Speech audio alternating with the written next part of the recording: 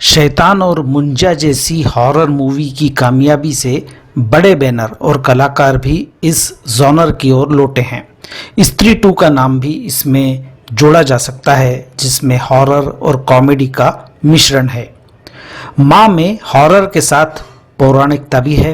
हालांकि जिस तरह से फिल्म को प्रचारित किया गया है, दर्शक डरने का इंतजार ही करते रहते हैं। सब जानते हैं कि औलाद पर बनाती है तो माँ देवी बन जाती है और काली का रौद्र रूप राक्षसों का खात्मा कर देता है। निर्देशक विशाल फूरिया, जिनकी छोरी सीरीज की फिल्में इसी ट्रैक पर आधारित थी, माँ में एक ऐसे विषय को छूने की कोशिश करते हैं जो भारतीय मानस में गहराई से बसा है, माँ की ममता और देवी काली का रौद्र रूप। अंबिका अपने पति शुभंकर और बेटी श्वेता के साथ खुशहाल जिंदगी जी रही है। शुभंकर पश्चिम बंगाल स्थित चंद्रपुर गांव का रहने वाला है, जिससे उसने अपने सारे संबंध तोड़ लिए। अपने पिता की मौत के कारण उसे गांव जाना पड़ता है।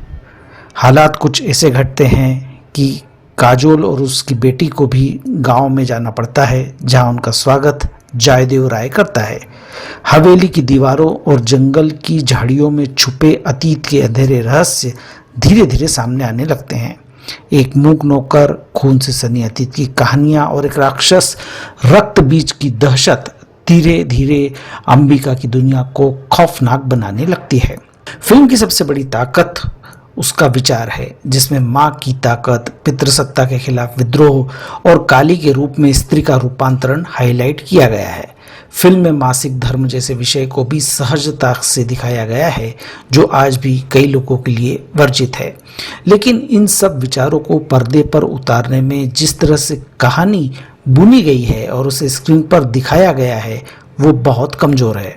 खासतौर पर फर्स्ट हाफ इतना ढीला है कि दर्शक डरने का इंतजार ही करते रह जाते हैं, और जब डर आता है तब तक काफी देर हो चुकी होती है। दूसरे हाफ में फिल्म गति पकड़ती है, लेकिन क्लाइमेक्स तक पहुंचते पहुंचते सब कुछ इतना जल्दबाजी में दिखता है कि भावनात्मक जुड़ाव टूटने लगता है। कुछ सीन ऐसे हैं जो चौंकाते हैं, जैसे अंबिका और श्वेता का पहली बार चंद्रपुर पहुंचना, इंटरवल के बाद कार वाला सीन, क्लाइमेक्स की फाइट। लेकिन इस तरह के दृश्यों की संख्या बहुत कम है। लेखक स्क्रीन प्ले को मनोरंजक नहीं बना पाए और दर्शकों को किरदारों से जोड़ नहीं पाए। उनका नीरस लेखन दर्शकों को फिल्म से दूर करता है।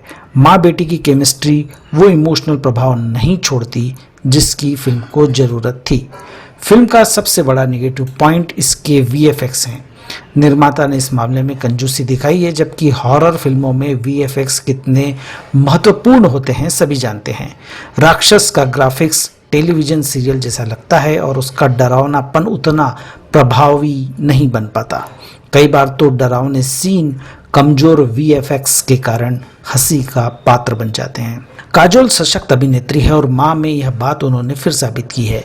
रोनित रॉय इस फिल्म का बड़ा सरप्राइज है। खेरीन शर्मा ने अपने किरदार को अच्छी तरह से निभाया है, जबकि इंद्रनील सेन गुप्ता अपने छोटे रोल में असर छोड़ जाते हैं। फिल्म के प्रोडक्शन डिजाइन में हवेली, जंगल और काली पूजा जैसे दृश्य विजुअली आकर्षक हैं। लाल सफेद साड़ियों में नृत्य करती स्त्रियों की झलकें और थालियों में जलती लौ दर्शनीय है, लेकिन ये दृश्य भी कहानी की कमजोरी को छुपा नहीं पाते। अमर मोहल्ले का बैकग्राउंड स्कोर उस स्तर का नहीं है जो इस तरह की फिल्मों में जरूरी होता है।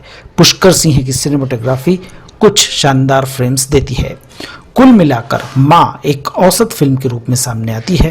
काजोल और रोनित रॉय की अदाकारी जानदार है, लेकिन कमजोर लेखन और VFX फिल्म को ले डूबते हैं। इस फिल्म को मैं 5 में से 2 स्टार देता हूँ।